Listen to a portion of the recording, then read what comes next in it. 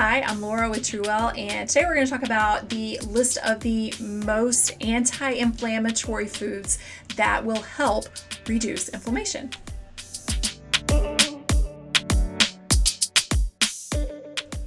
So any given Google search is going to give you 1,001 different foods and lists of foods for inflammatory or inflammatory foods. We know that there are a lot of them that are pretty controversial. If you know what I'm talking about, please give me a like, thumbs up. This makes it super confusing for people who are trying to start the anti-inflammatory diet. So what we want to talk about today is the true foods that are the most anti-inflammatory and how to incorporate those into your diet. So first of all, I just want to say this is not an all-inclusive list. This is, the main ones that when you're trying to get started on an anti-inflammatory diet that are probably the easiest to incorporate to help you really get started on pulling that inflammation down. So we really, for me anyway, it's easier to categorize these based on the macronutrients. So we're going to start out with healthy fats. So under the healthy fats categories, we're going to talk about monounsaturated fats, polyunsaturated fats, and a little bit about saturated fats. So getting started on monounsaturated fats, these honestly are like the most popular when it comes to the Mediterranean diet. It's the ones that most people think of because they're in olives and avocados. So obviously olive oil, extra virgin olive oil, avocado oil, both of these are all very rich in monounsaturated fats, and they're really good for making dressings, making vinaigrettes, things like that. But what we want to kind of be aware of is that some of them are more delicate and don't have as high of a smoke point, which is the point at which the oil begins to burn. When that happens, it becomes oxidized, and that is not good for our bodies. So what we want to try to, kind of lean towards is using extra virgin olive oil for vinaigrettes and dressings, and using avocado oil more for cooking if you're gonna like saute something, put it in the oven, things like that where you're using heat. Now when it comes to choosing these two different kinds, you want to look for organic, expeller pressed, extra virgin. Those are going to kind of be our buzzwords. Now, polyunsaturated fats are, they've also been shown to reduce inflammation, but something to understand is that this includes omega-3s and omega-6s. Now, when we look at inflammation, omega-6s really more induce inflammation, but really it's to make sure that you have a healthy immune system. So when we're having way more omega-6s than omega-3s, then our body is just going to have more of that inflammatory response. The omega-3 is what actually pulls it down. So when we're looking at omega-3s, we want to make sure that we're getting more fatty fish like mackerel, tuna, sardines, and salmon, fish that are cold water, wild caught, not farmed. And then nuts like walnuts. Walnuts are a really big one that have good omega-3s in them. Flax seeds, chia seeds, all of these are going to have those really good polyunsaturated fats that help reduce that inflammation. And moving on into our next category would be healthy proteins. Proteins that are anti-inflammatory really can come from two different sources. We can have animal-based proteins or plant-based proteins. Now, when we're talking about animal-based proteins, again, the fish that we just mentioned, those cold water, fatty, wild-caught fish are going to be, a really good source of those. Eggs, organic if you can find them. And then soy, again, organic. I know that soy has been a big controversial food in the last, decade maybe. A lot of information about how it affects your estrogen levels, things like that. There is not much evidence that that is true or enough true to make a big difference. And I know for women, it depends on where you're at in your cycles versus for fertile years, trying to boost your fertility versus perimenopause, menopause, that kind of thing. And really it depends on where you're at, if you have any conditions, and if you are intolerant to soy, because a lot of people can be. Now, what I will say about soy is that organic has been shown to have anti-inflammatory properties. It has also got a good bit of media lately about fighting cancer. And non-organic soy is heavily sprayed with glyphosate, which has been shown to be toxic and inflammatory. So when you see things that say soy oil on the package label, you can almost guarantee that it's not organic unless it specifically says so. So, just keep that in mind when you're looking for soy. I personally have tried to shift over into more plant-based proteins and not vegan, but there's absolutely nothing wrong with that. I just am a meat eater. And but I'm trying to be more healthy with that because I have been diagnosed with prediabetes. So when I'm looking for soy products, I look for things obviously that are organic, but tofu is one of the ones that I use as a protein in a lot of my meals, and it's super easy. It's like just already pressed together and whatever, and you can just cut it and heat it up. So if you are having questions about soy, I'm probably going to have more information about that under this video, and hopefully another video that talks about it and how to use it and some recipes, things like that. But just keep in mind that when we're talking about healthy proteins, we've got that animal-based versus plant-based. And for plant-based proteins, if we're not looking at soy, the main ones that are big, really helpful plant-based proteins are going to be beans and legumes. And when you have certain conditions that mainly are GI conditions, this can be a little tricky to navigate because some of those can cause a lot of bloating and discomfort and inflammation in your GI tract. So proteins can kind of be, one of those things that you just, try different things and figure out how to navigate it. I always say the best thing to do is to go through an elimination diet period to figure these things out, but to also base what you're eating and your eating plan first and foremost on what conditions you have.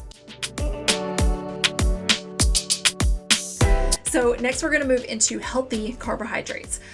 So in one of my other videos, we talk about what foods to eliminate, and first and foremost is going to be sugar. So you want to check that out and learn all about the different kinds of sugar. But for healthy carbohydrates, what can you eat? The first thing that I want to really push on you is non-starchy vegetables. Now, these are going to be vegetables like leafy greens and things like colorful, red like tomatoes, bell peppers, beets, radishes, cruciferous like broccoli, cauliflower, cabbage, Brussels sprouts, any kind of dark leafy greens, kale, spinach, just the whole gamut. Basically almost anything you can see in the produce department, unless it's something really sugary, and which obviously are going to fall into the fruit category. But we've still kind of got a lot of controversy around potatoes and sweet potatoes. So for now, when you're getting started on the anti-inflammatory diet, I really would recommend just avoiding both until you kind of see how your blood sugar levels kind of level out, because blood sugar plays such a big part in inflammation, and rather stick to the colorful and non-starchy vegetables instead.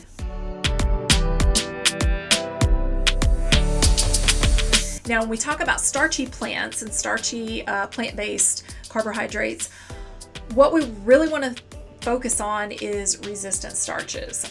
So there's a lot of fruit, people that are coming off of sugar. That's kind of one of the first questions that people ask is like, well, what fruit can I have? Because I want something sweet. I get it, but at the same time, it's going to be better for you to try to pull off of that sugar as much as you can, so that you're not craving it. I know it's really difficult, but we really want to stick with the ones that are resistant starches. So when we talk about that, we really want to think about, first of all, colorful fresh berries, ones that are not super sweet. And when I say that, I'm thinking in terms of like blueberries, strawberries, raspberries, blackberries, tart cherries, pomegranate seeds, not technically a berry, but still a fruit.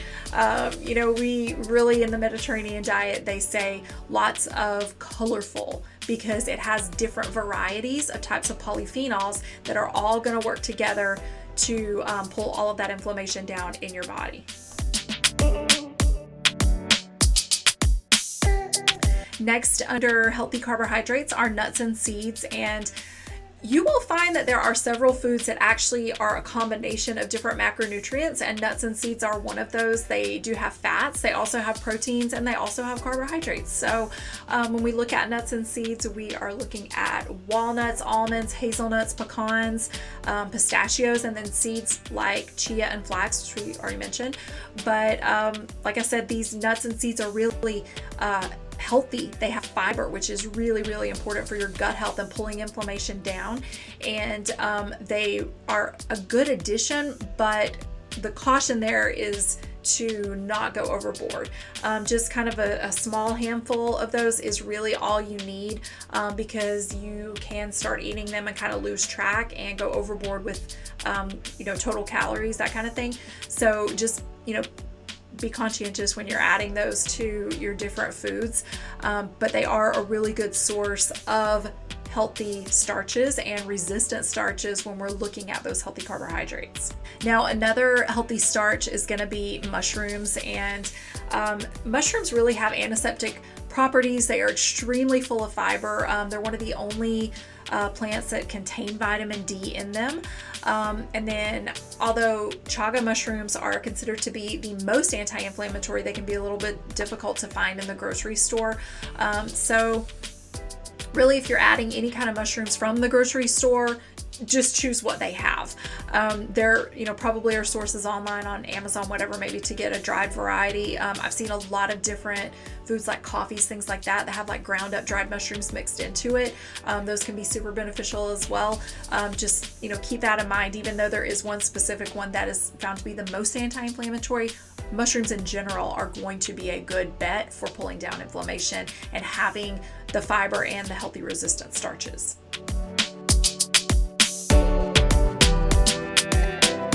Now, one of the biggest additions that I see on a lot of these lists are herbs and spices, and turmeric, probably got to be the number one that we see lately. It's very, has that really bright yellow color to it. It honestly is probably the most well-known anti-inflammatory spice. The main ingredient in it is curcumin, has over 300 other active compounds in it that act as anti-inflammatory. So it's a really good spice to get familiar with and learn how to add it to different things and make different things with it, different recipes. Another one is going to be holy basil. That's an herb, and it's really delicious to cook with. Another is going to be ginseng, and that one really has been pretty popular for years. You can find that in teas, in powders. They sell it in capsules. So there are lots of different forms of this. Just be smart on supplements. If you're taking medications, please be aware that these can affect your medications. So discuss this with your doctor if you are on other medications, and then also talk with them before you start a supplement to make sure it does not interfere with any conditions that you have. Next are going to be a few that are pretty familiar. Garlic, can add it to almost anything. Why not? It's delicious. Cardamom is extremely anti-inflammatory as well. It's an antioxidant, and it is usually traditionally used in Asian flavored dishes, but you can find that in supplement form now. Black pepper, it has a compound in it that makes other nutrients more bioavailable, and so in some supplements, if you read like the ingredient labels on some supplements, you'll read sometimes either black pepper or piperine, I believe is how it's pronounced, and it, like I said, it increases that bioavailability, and so they're using it so that whatever supplements you're buying from them are more effective. Other herbs and spices include rosemary, cinnamon. Cinnamon can be a little bit confusing. There are different forms of it, but the form that you buy from the grocery store, which is called cassia, is actually the one that has been found to be the most anti-inflammatory, so that's good news.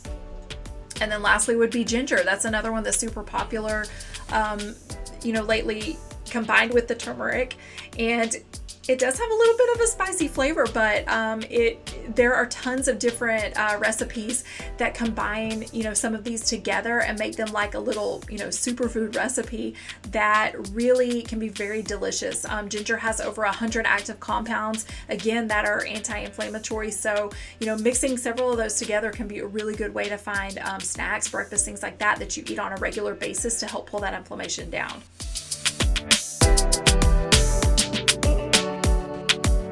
Next would be dark chocolate. Chocolate is, almost everybody loves it, but when we think of chocolate, we immediately think of like chocolate bars, maybe, chocolate chips, things like that we bake with and stuff. The main point I want to make here is that most of those chocolates are actually have added sugar with them because the chocolate can be very bitter, and so they want to kind of counteract that bitterness and will add the sugar to it. So really, when you're looking at adding this in, it's great because it has so many antioxidant compounds in it, to 70% or greater. I will warn you, it does get a little bit bitter tasting, can taste like wax, but I have found a few different brands that are now making chocolate chips and chocolate bars. Actually, Hershey's, I think, is one of them, that is using stevia for the sweetener so that it's not quite so bitter. It does have some sweetness, but it's not sugar added to it. So that still can be a really good, additive for, making baked things or even just having a little, bite of it as a dessert or a treat.